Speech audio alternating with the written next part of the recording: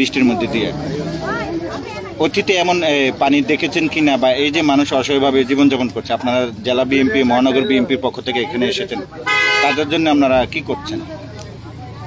পানি এমন যে হতো না গুমতিতে তা না, কিন্তু বোধহয় গত 30 বছরে এই ধরনের কোনো ইতিহাস নাই পানি হওয়ার।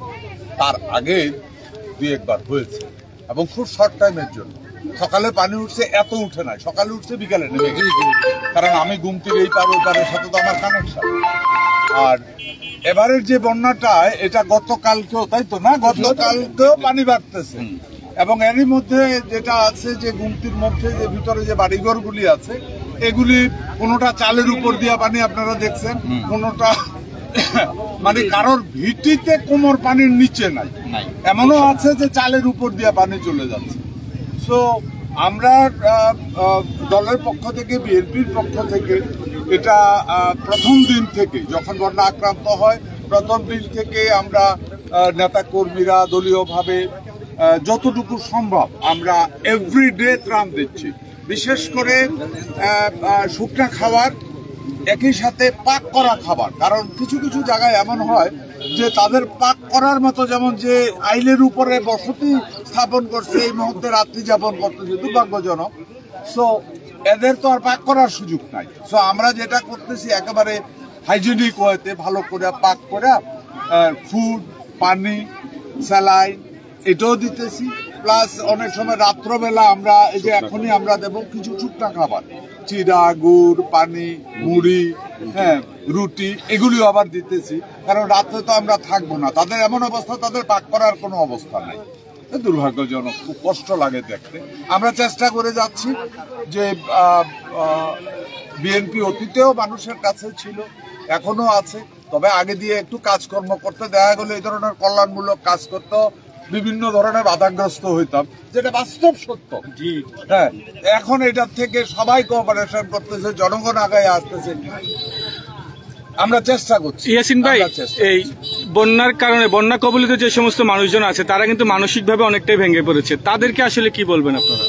আমরা বলবো যেটা, যে এটা বাংলাদেশের মানুষ বরাবরই, এটা এমনই একটা দেশ, এটা 6 ঋতুর দেশ। বন্যা, বৃষ্টি, বাদল, মানুষ এ ধরনের সমস্যা ফেস করে অভ্যস্ত। আমরা বড় হয়েছি এইভাবে ফেস করি, ঠিক আছে। সো আমি শুধু এইটুকু বলবো যে যতটুকু ক্ষতিগ্রস্ত হয়েছে, যেহেতু বর্তমানে সবাই মিলে একটা সরকার গঠন করছে, হ্যাঁ, এবং এই সরকার জনগণের জন্য, সো জনগণের দুর্দশা অবশ্যই এই সরকার দেখবে, আমরা দেখবো ইনশাআল্লাহ। আগে তো দেখতে চাইলেও দেখতে পারতাম না, আমাদেরকে বাধাগ্রস্ত করছে হয়তো। আরেকটা বিষয় হলো যে এখানে যাদের ঘরবাড়ি ডুবে গেছে, পানির ভিতরে মানে আছে, ওরা অভিযোগ করতেছে যে রাতের আধারে কিন্তু অনেকে দুর্বৃত্তরা আপনার তার ঘরের থেকে জিনিসপত্র চুরি করে নিয়ে যাচ্ছে। আপনাদের স্বেচ্ছাসেবীরা এরকম কেউ আছে যে এখানে তাদের পাশে রাতে পাহারা? আমার মনে হয় এই ধরনের আছে। গতকাল রাতে তো এদিকে লোকজন ছিল, এই একটু মনে হয় না। হ্যাঁ, না না, শুধু সার্বিক অবস্থায় বলা হয়েছে, আপনি বলেন। এরকম কোনো ইতিহাস না না, এটা সার্বিক অবস্থা বলা হয়েছে, আপনি ইয়াসিন ভাই আপনি বলেন। এখানে যারা ঘরবাড়ি ডুবে গেছে তাদের এটা রাতের আধারে ঘরের টিনের চাল খুলে বিভিন্ন মালামাল নিয়ে যাচ্ছে চোর, বাগান বিলাসে একটা অভিযোগ সরাসরি আসছে। ওকে, সো আমরা যেটা চেষ্টা করবো, আমরা এটা তো শুনলাম, আমরা গতকাল রাত্রেও আমাদের দলীয় নেতা কর্মীরা যারা এই অঞ্চলের যারা আছে, দূরের যারা আছে, তারাও চেষ্টা করছে থাকার জন্য একটা নির্দিষ্ট সময়। এই অঞ্চলের যারা আছে তারা সারা রাত ভর কিন্তু বড় টর্চ লাইট নিয়ে ঘুরে বেড়াইছে, কোথায় থেকে আমার লিকেজ হইতেছে, লিকেজ হলে আমার কাছে ফুটে যাচ্ছে। আমার ওইদিকে চাঁদপুরের ওইদিকের আমার যুব দলের ছেলেবেলেরা, ছাত্র দলের ছেলেবেলেরা বস্তা পুরে পুরে যেখানে লিকেজ হইতেছে ওইখানে বাঁধ ওই রিপেয়ার করতেছে। তারাও তো নদীর পাড়ের মানুষ, তারা তো জানে সবকিছু। এবং এখানে ওয়াটার অফদার লোকজন, ইউনোর লোকজনও বোধহয় রাত্রে ছিল, হ্যাঁ, আমাদের লোকজনও ছিল। তবে এই ধরনের ঘটনা যদি হয় দুর্ভাগ্যজনক। আমার মনে হয় আপনারাও বলেন, আমরাও প্রশাসনকে এটা অবহিত করব যে এই ধরনের দুর্ঘটনা যদি হয় তাহলে এটা প্রশাসনিক ভাবে যেন এটা দেখে, আমরাও দেখার চেষ্টা করছি।